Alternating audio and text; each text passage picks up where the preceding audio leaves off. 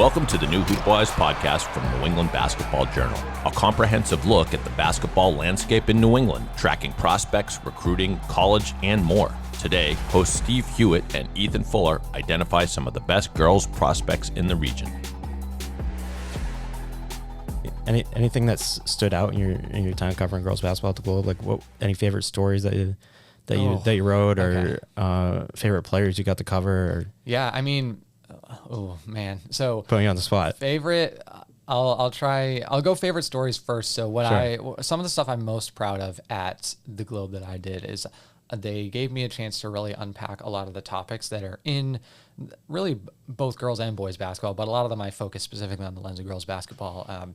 I wrote, that was probably a 2,500 feature on why a lot of players are changing from MIAA to NEPSAC and what goes into the decision-making process and the pros and cons of both sides. And then the following year, May 2023, I wrote a larger story on what it is like to be in the AAU sphere right now. I followed a small AAU team called the Honey Badgers through a tournament in New Jersey and watched kind of just what their weekend was like and what it was like to be stressed at these and what it was like to play in front of college coaches. And then from there, talked to a ton of different people around AAU, Leo Papil at BABC, one example, tons of other people, just to explain, like, what is this world like? Because I really think you, as an outsider, you don't really understand how intense it is until you're there or you see kids react to the way things go in AAU. And so a lot of those kind of topical conversations I was really excited to write.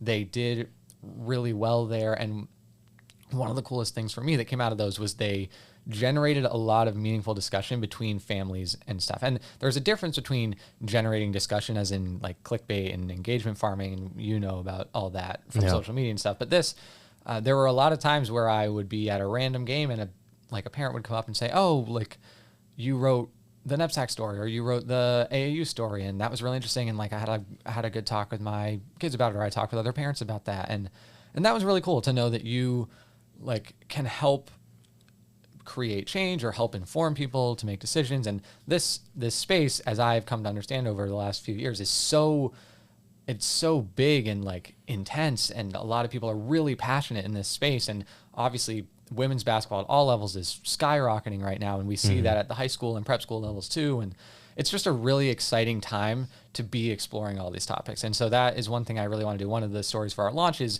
about what a verbal offer is and what goes into a school offering a verbal offer and what goes into the decision process for kids. And again, it was both girls and boys being involved in this, but just understanding how all of this works, it is so confusing as an outsider to first look at it all. But then when you get into it, interesting is the word that I will say. And there are things I like and things I don't like, but I will just say it is all very interesting. And as a reporter, I like when things are interesting. And so it's been really fun. That's what we're going for, right? Yeah. We're trying to find interesting, compelling stories. Exactly. Yeah. Who are some players that maybe have stood out for you for coverage? And so, again, at the Globe, I probably primarily, we covered a lot of MIAA, so that is what I watched more. Orla Gormley, as far as just star power, she played at North Quincy for 2 years and then played at Dexter Southfield for 2 years. If you have been pretty invested in this space across MIAA and NEPSAC, she is probably the name over the last 4 years that you have either known or heard about. She had a 48-point triple-double as a sophomore at North Quincy. I think I covered a game for her where she had like 25 points and 13 steals. And then she had a 56-point state tournament game I was not there for, but I watched because I was on like a desk shift, and I put it on the YouTube and I watched it, and listening to the student broadcasters for that game as she scored 56, they like could not believe it. They must have been falling out of their chairs. They literally, like, there were times where they would just say, "Oh my gosh," and then like not have a reaction. They could not understand what's going on. So Orla Gormley is probably the most exciting, like, she's had the most exciting games that I've seen, and that is across North Quincy and Dexter Southfield. I mean, she was Massachusetts Gatorade Player of the Year last year. She's going to Providence.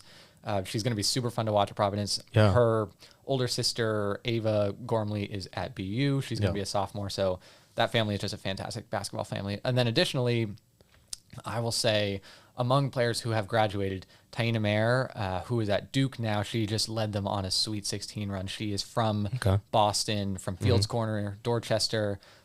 She is if you ask me who the best player I have watched is, and I started right after Caroline Ducharme, who she went to Noble. She's at UConn now. Yeah. She was ranked 5th. So this is basically post Caroline Ducharme is my span of really seriously watching a lot of these players. Taina Mayer is the best player. Like, I could not believe that she was never ranked by any of the national sites. I did not understand it. If you watch NEPSAC, she was the best player. She was Gatorade Player of the Year. I think that was 21-22. She averaged a triple-double. She averaged like 24, 11, and 11 for Brooks, which that team was in Class B, but they were arguably probably the best NEPSAC team that year because they had Mayer, they had Kendall Eddy, who would go on to Providence and is now transferred to Holy Cross. She was really good. And then they had Sam Dewey, who would go on to Illinois and then transferred is now at Richmond. So they had they had this big three, went undefeated, played an absolute thriller of a Class B title game against St. Luke's. That went to overtime, and Taina Mayer down the stretch of that game was just on another level. So she for anyone who hasn't watched her, go watch her. But she's like a 5'10" point guard, ridiculous passer, ridiculous handle. Just yes, you need. Yeah. She is an unbelievable player. Find some clips on YouTube. Yeah, Duke. Again, not to gear this to college, but watch Duke because her and Aluchi Okanonwa, who was from Worcester Academy, from Peabody, and she is also at Duke. So those are probably the two best alums or New England basketball alums or Massachusetts basketball alums right now, and they are killing it for Duke. Duke's going to be really good. So yes, long answer is yeah. A lot of talent in New England, as we'll get into in this episode. It's interesting. Like we talked in the first episode about how this is a great time to launch this for boys basketball because we have Cooper Flagg in 2024, AJ DeBanta 2025, both consensus #1 national ranked recruits. Doesn't probably never happen in the history of New England. But it's an interesting time right now for women's basketball because we're living in the summer of Caitlin Clark, and obviously she's not New England based, but she's taken over the sports world this summer. Like interest is booming in women's basketball, specifically WNBA. So this is a fun time to sort of dive into girls basketball and kind of maybe we've talked about the talent in New England. We're not saying there's a next Caitlin Clark coming through the pipeline, but the talent is apparent, and there could be kind of a next big star that comes out of New England. Like, who knows? But absolutely, yeah. Even I mean, you can. This isn't going back too far, but Veronica Burton obviously is probably the biggest name to come out of New England recently. She just got signed to a full season contract by the Connecticut Sun in early May, June. And so she, again, former number 7 overall pick in the WNBA draft. She's kind of the name to know from Newton South. But yeah, every year there's a player, it feels like, who is either very high on kind of the national recruiting list or a player who becomes a breakthrough college star. I mentioned Ducharme. A lot of people probably know Shea Bolin, who played at Bridgewater Raynham for a while and then went to Duke and now is at Illinois. She's obviously considered one of the best local talents to come out of the region recently. Mentioned Taina Mayer, mentioned Aluchi Okanonwa.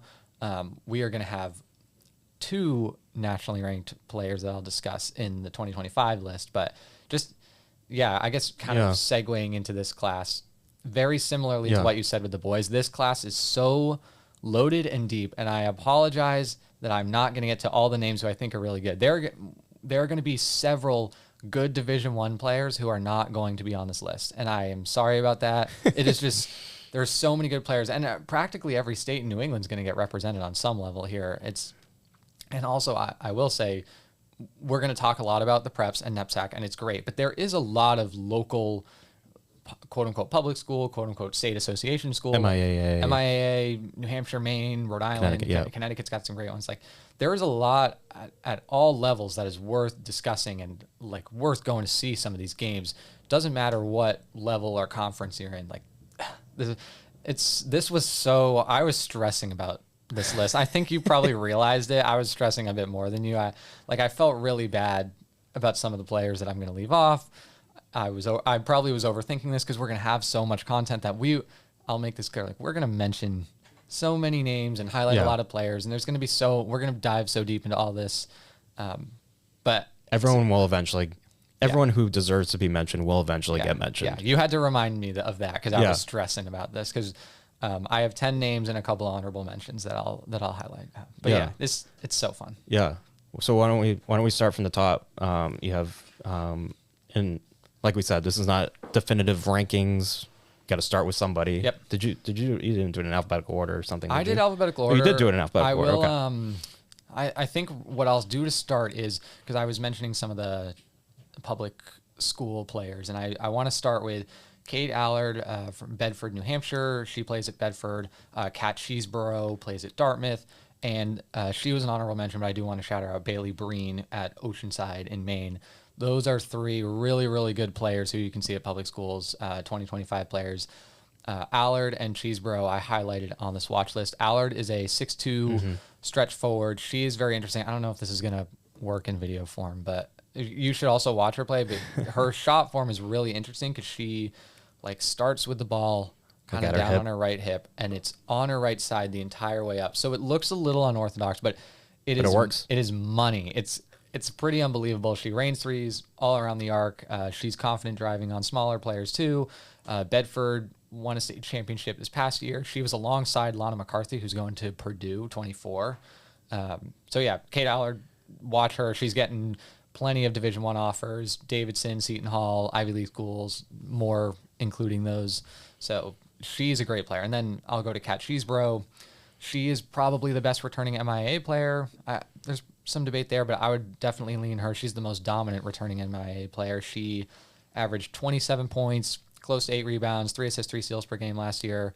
And where's she playing? She plays at Dartmouth High. Okay. She plays AAU for the Honey Badgers. She led Dartmouth on this program-altering season, and they came up a little bit short. I think it was the D2 quarterfinals this past year, but she's going to be back and lead Dartmouth. I was at a game where she scored 41 and made 19 of 20 free throws, which is that game was bizarre against Bridgewater Raynham. But she, my mom's alma mater. Okay, let's go Trojans. And then she has this kind of unbelievable straight line speed. She'll do like a quick crossover and an out dribble and just get to the basket or get to a floater, get to the mid range. Anything within 16 to 18 feet, she's pretty automatic on. She's pretty long at 5'10". Her body control is really good, so she has some nice hang time and can hit some of these tough shots. She's expanding her range out to 3. She can hit threes, not a high volume 3-point shooter, but it's getting there. Really, really good transition player. So hard to stop in transition because she's so fast and has pretty good court vision. So yeah, she's going to have a monster year. I expect multiple 40-point games just because she can take over games. So if you're watching MIA basketball, you start with her. She's going to be coming back. Really, really good. So this is interesting to me as someone who's sort of fairly new to the scene, how you included some MIAA, quote unquote, public high school players. And boys, usually the best talent is going to NEPSAC. Yep. In AJ DeBance's case, he's going out west to Prolific Prep, Utah Prep. What goes into, is it just the sheer amount of, is there just less opportunity for NEPSAC for girls, or girls just, why do you think there's a difference in, am I putting you on the spot there? I don't know. That's an interesting thing to me. That's a great question. I don't know if I have an exact answer, and I guess I'll unpack my thought process here. I don't know what the public reaction is going to be, but I think with MIA, I think I don't want to consider it. It's not less. It's a little bit behind the shift that the boys have already made to NEPSAC, and I don't know why that is. And it definitely is changing. More and more girls are choosing NEPSAC route. Yeah. And there are plenty of pros and cons. That is a different podcast. I won't unpack all that, but there are I don't know for whatever reason, but there are a lot of players who stick it out at their local high school, and it's a great choice. There is no, I guess my internal, I don't want to think of it as advice. I don't feel like I'm in a position to advise kids yet, but my thought internally has always been you should, as a young basketball player, you should not feel like you have to go a certain direction to get where you want to go. There are plenty of examples, both in NEPSAC and in MIA, of it working out for great people. We mentioned Veronica Burton. She went to Newton South. And she's obviously a uniquely gifted player. But even this past couple of years that I've watched MIA players go on to Division I, Anna Foley, who was a center at Andover, she helped them win a state championship 2 years ago. She stayed at Andover the entire time. She is now at Quinnipiac. She had not only is she at Quinnipiac Division I school, but she had a really, really good rookie season for Quinnipiac. So there are plenty of players like her. There's probably between 5 and 10 Division I players every year coming out of MIA, which is not the same as NEPSAC, but there's still a lot of great talent there. Abigail Wright, another one who went to Newton North. She was very good there, had the opportunity. I talked to her for the NEPSAC story, but she had the opportunity to transfer to Dexter Southfield twice and declined it both times. One, because she was also a really good volleyball player and wanted to stay. Newton North was going to win the state championship, so she wanted to stay there. She liked the friend group she had. Newton North had a pretty well-developed program.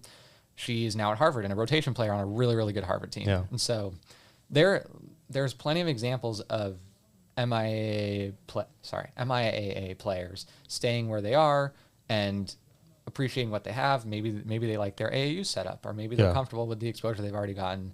And it depends from town to town. Maybe they like their coach. Maybe they're just comfortable in that exactly, setting. Or they want to stay close to home. And that, not only is that like a defensible reason, you should not feel like you are sacrificing your chance to chase your dream just by doing that. Yeah. That being said, like obviously there are tons of pros to going to NEPSAC. Yeah. And again, just the exposure and plenty of things. That's a different conversation. I don't want to unpack too much. Yeah, we don't have to go too deep into that. Yeah, but it's interesting to me. It is. But I'm of the belief that if you're talented, they're gonna find you. Yeah, I mean, especially we found you for the watch list. Yeah, exactly. So the colleges will find you and they will recruit you. Yeah. And there's been plenty of examples. You just mentioned Veronica Burton, like plenty of extensive history of. Shea Bowl and State at Bridgewater Raynham the whole time. I wanted to mention some of the players like that on this list. So Bailey Breen, Kate Allard, and Kat Cheeseborough, just to also show like we are going to cover NEPSAC a lot, but we also are going to cover probably specifically MIAA basketball a lot. And if you are a great player at a public school, we're going to find you and cover you. So as much as we are going to dive a lot into NEPSAC and the preps, like this is about all basketball in New England, and we're not gonna miss out on you just because we have a thought about the level you're playing. Yeah, and I can say that for the boys' side too. There's a school like Putnam Science that's not even in the NEPSAC, but they're a top program in the country. They're in the national prep championships, and so NEPSAC will be a lot of our coverage just because that's where most of the best talent is. Talent's really high. Yeah. But like you said, we're going to find all the stories that we can outside of NEPSAC. Yep. If there's a story about amateur basketball, we're going to find it. Yep. Yeah. And we'll, again, as we move to the school season eventually, we're going to have a lot of coverage of both NEPSAC and MIA. I imagine we'll get into the whole content plan, but there's going to be a lot there. We'll do previews, season previews, stuff like that. Yeah. It's going to be, again, as someone who's been in this and now can kind of expand my coverage region, I'm really excited to just find more. And so it's going to be really cool. Yeah. Where do you want to go next here? So we'll go, now that we've done that, I do want to get to the highest ranked. I guess we'll go with highest ranked. I think, again, this is not a ranking, our personal ranking, but she probably is the best player in New England right now, and that's Kaylin Carroll. Yep. Tabor also plays for the Bay State Jaguars, 6'2", forward, and I hesitate to even use the word forward because her handle at her size is ridiculous. She like everyone, I don't know, I feel like the buzzword is, she is tall, but she handles like a guard, and everyone likes to say that for a prospect. This is actually true. Kaylin Carroll is like a straight up great ball handler for being 6'2", 6'3". Yeah. Also a ridiculous shooter, not just off the catch, but she is like crossing over and stepping back into shots and like a self-creating scorer. Yeah. Which is ridiculous. She's got over 40 offers from wherever you want to, not wherever, but like a ton of high major programs. I'm not going to waste our time listing all of them. Yeah. But she will have a big decision upcoming. Yeah. She's told me probably late summer, early fall, but that'll be exciting to watch. She's from Dedham, and I wrote, as part of our launch, a short profile on her, and I think one of the funniest anecdotes I had is her mom, Sue, who was a post player at New Hampshire. They played horse a lot, makes sense, but her early rule she had to establish with Kaylin Carroll was, you can't do handling tricks. Yeah. Because even like dating back to middle school, because Kaylin Carroll was such a good ball handler immediately for her age and size. And Yeah. that's crazy. Yeah. Yeah. So she's ridiculous. It's a great story. You find it on Kaylin Carroll from Ethan on the Basketball Journal. We don't want to give too much away. We want people to subscribe and read the story. Yep. But it was she's had an interesting journey with injuries. Yes. She's battled a couple. Yeah. I won't explain too much.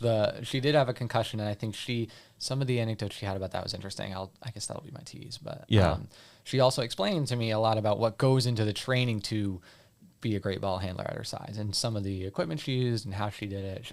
Like many talented players, she said that COVID was a separator year for her, and again, she unpacked that more with me. You can read the story. A lot of good anecdotes in that story. It's a shorter profile than some of the others we've done, but there's a lot about Kaylin in there that people will find interesting, I think. Yeah, she packed a lot in. So if you're watching this current class and this local scene of girls basketball, you should start with knowing her and knowing her game. And Tabor is a really good team. I mean, Ava Black, Vanderbilt commit, Olivia Rodriguez, who has not committed but has a lot of Division I offers. They're both honorable mentions on here, both really, really good and worth mentioning. And so, yeah, that's kind of a good one to start. And then I'll go to the other nationally ranked player I typically lean ESPN, but most sites that rank is Jasmine Cooper at Nobles.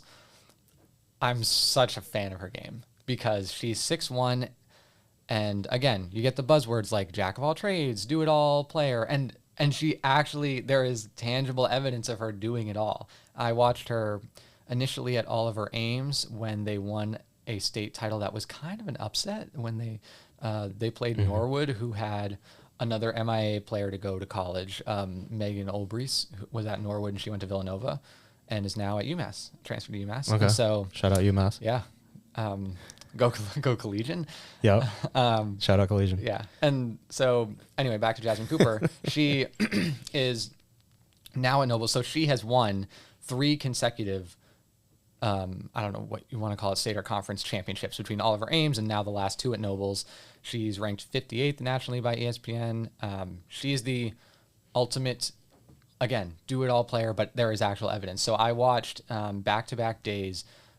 Nobles hosted Dexter Southfield in the AA semifinals, Tilton in the AA championship, and those teams had Orla Gormley, who we've mentioned, and Anae Adams, who was the best New England player last year, nationally ranked, top 40 New Hampshire player of the year by Gatorade. She's now at Miami. So 2 explosive, fast, like otherworldly athletic point guards back-to-back days. And Cooper did about as well as you could ask. She was asked to defend them as a 6'1" forward, and she did a really good job for most of both games, defending both of them. And then on the other end, she's got like a sneaky handle. She is 6'1" and well-built, so she can kind of back you down if she wants to. Easy catch-and-shoot three-point shooter, sneaky good playmaker. Like, she's not running the offense, but you know, those kind of connector passers. She's one of those. And it's so translatable to any basketball situation that you could put her in, whether that is thinking about the college that she'll end up picking or whatever Nobles needed. She just fit everything because she's so malleable. And yeah, so I'm a huge fan of her game. And so those are the 2, I would say those 2 are the nationally ranked, quote unquote, best New England players right now. Yeah. So big Cooper fan.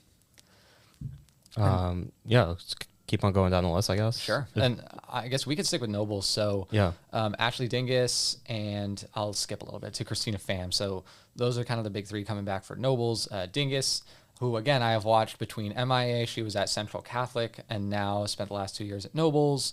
Pham has been all Nobles. She's from South Boston.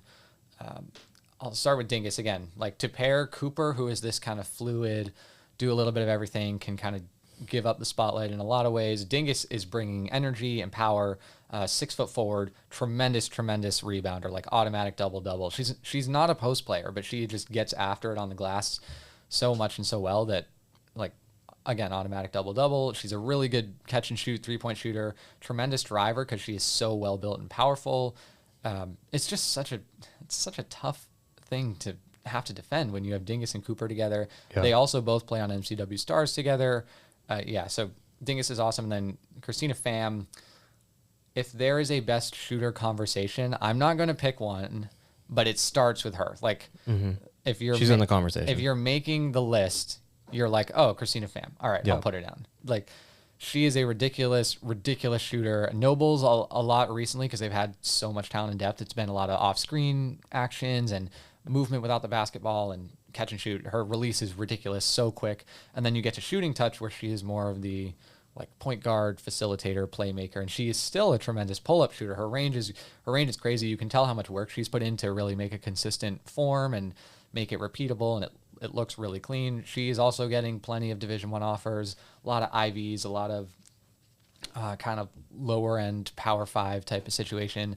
She is really, really fantastic. And Nobles is going to be good. They are, I hope I get this Sounds right. like it. They're 58-4 over the last 2 years, and they've won 2 championships. And they lose a lot of talent, but they still clearly have a ton. So yeah, they're just reloading every year. Yeah, it's crazy. So Pham, I'm a huge fan of. I mean, Dingus and Cooper too. So that's a really good one. And then let's see. I'll go next to Natalia Hall-Rosa. This is I feel like I've hit a lot of MIA NEPSAC transplants. A lot of them are kind of between sophomore and junior year that they're doing this transfer and reclassing. Yeah, it feels like it's usually around that time that someone would make that kind of move. Yeah, and that is worth unpacking. Possible future story. We'll think about it. A lot of story ideas have been floating around the office. Yes, the last 2 months. This is fun. Yeah, it's been fun. Stay locked in with us because we're gonna have more coming. But Hall-Rosa is a really interesting player because she is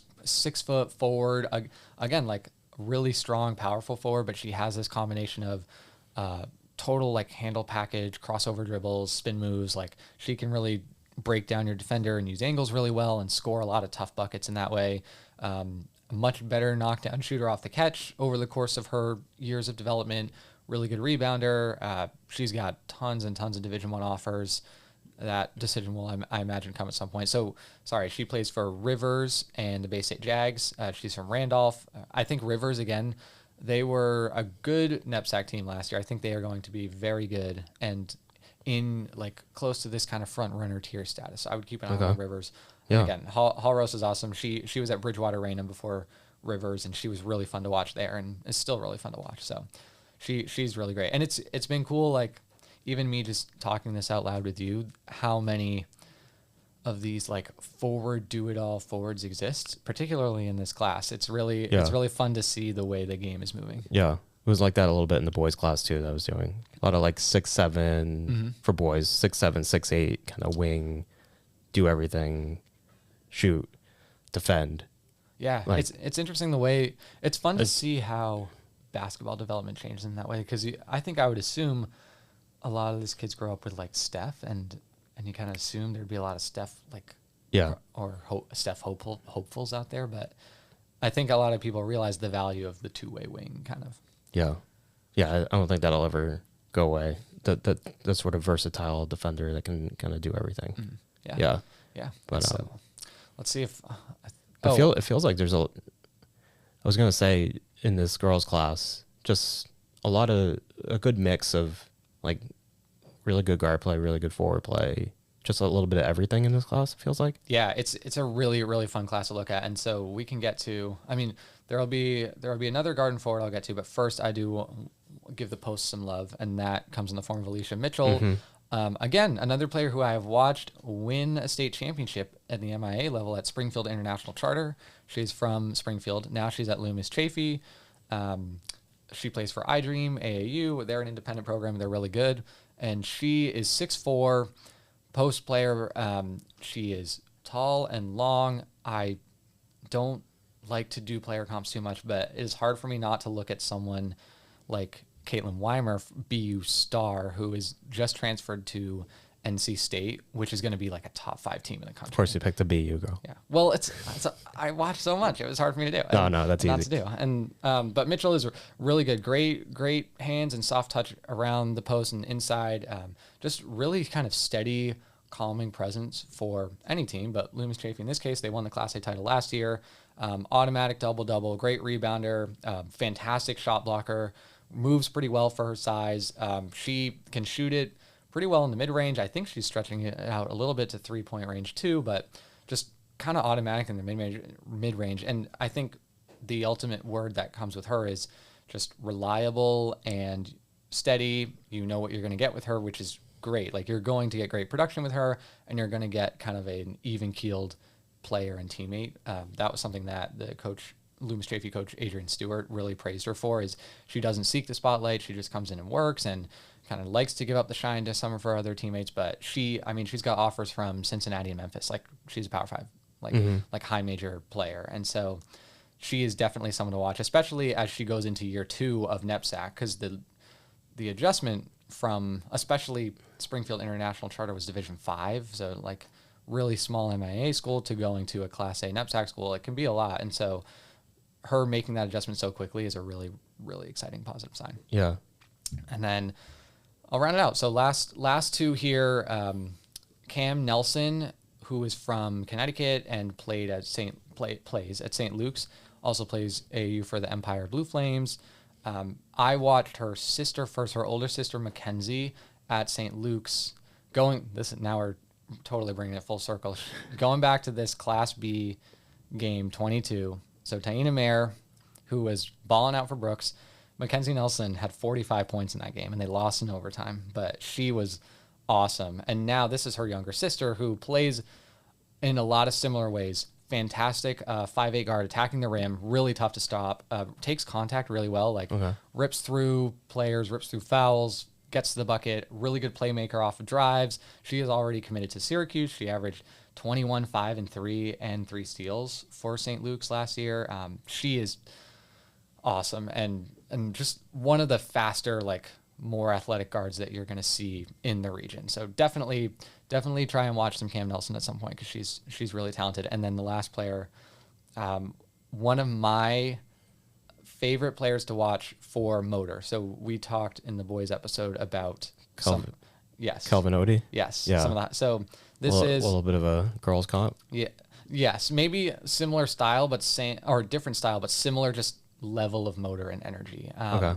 Fury is from Haverhill. She plays at Tilton. Tilton went to the AA title game and lost a really great game to Nobles, as we kind of mentioned earlier. But she is such a spark because she is relentless on the glass. She's a little bit undersized for her style of play. She's probably more of like a 3-4, but she's only 5'11". So initially you kind of wonder about that. But she makes up for it with her effort, her intensity on defense. She moves really well for her size.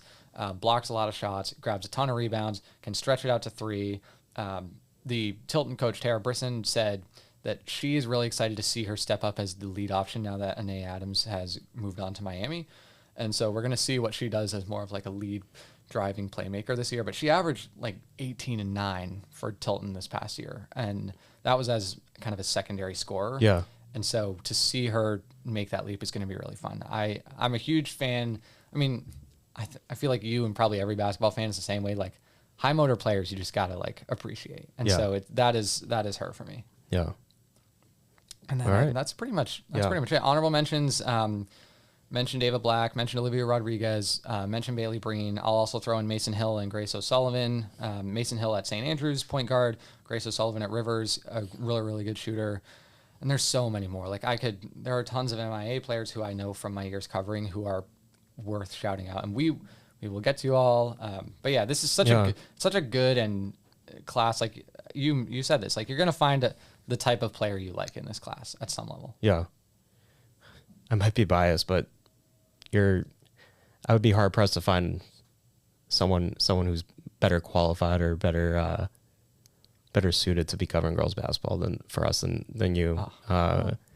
Gonna throw you some flowers. Thank you. I'm really excited. There are a lot of really good people in this community, and a lot of really smart basketball analysts and viewers in this community. And I hope that I've reached that reputation at this point, and I'm really excited to keep growing. Yeah, keep building on that. Mm-hmm. And we're gonna become a fixture in that community. All the undercovered parts of basketball. Yep. Feels like girls has always kind of been Yeah, there's always a little more undercover. Just even as it's growing, this community been. is always going to have a chip on its shoulder in some respect, and that is fun to see, and I really appreciate that. Yeah, so we're gonna cover it all.